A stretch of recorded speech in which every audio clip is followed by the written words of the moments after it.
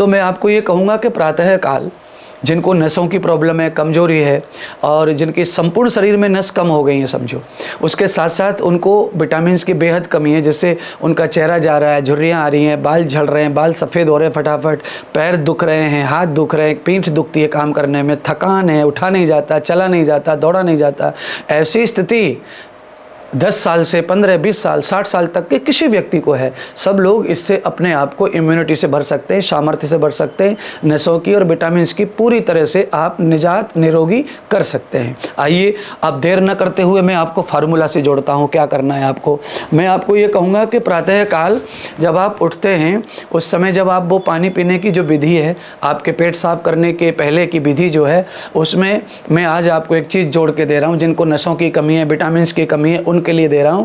आप 4-5 कड़ी पत्ता, 4-5 नीम के पत्ता और 2 लौंग पानी में रात को डाल दो। सुबह वो पानी आपको गर्म करके उस पानी को बैठकर कुकड़ू आसन पर धीरे धीरे पीना है। उस पानी को पीने के बाद आप देखेंगे कि 20 से 22 दिन में आपकी बॉडी में जान आ जाएगी, ताकत आ जाएगी, आपकी सोई हुई एनर्जी बाहर आने लगेगी। ये एक विधि हो गई। अब दूसरी विधि क्या है, अब आप जब नाश्ता करते हैं तो नाश्ते में अब आपको कुछ चीज़ों को हटा देना है और कुछ चीज़ों को जोड़ लेना है।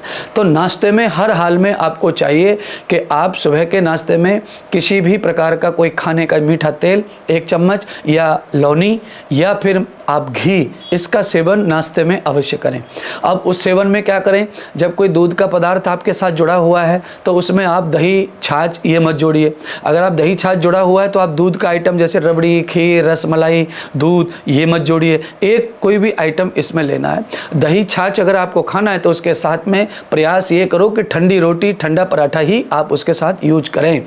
और जब आप पराठा ठंडा लेते हैं तो उस समय आप कोशिश करें कि आप उसके साथ कोई भी पुदीना की, धनिए की, लाल मिर्ची की, धनिए, सूखे धनिए की और जीरे की चटनी बनाकर उसका सेवन करें दही और छाछ के साथ। आप कमाल का रिजल्ट पाएंगे। विटामिन से भर देगा आपको ये चटनी रोटी। है गरीबों का भोजन, पर आप समझ नहीं सकते कि इसमें आप कितनी बड़ी औषधि को ग्रहण कर रहे हैं, क्योंकि इसी को विरेचन, क्योंकि दही और छाछ का संग चटनी और ठंडी रोटी के साथ है।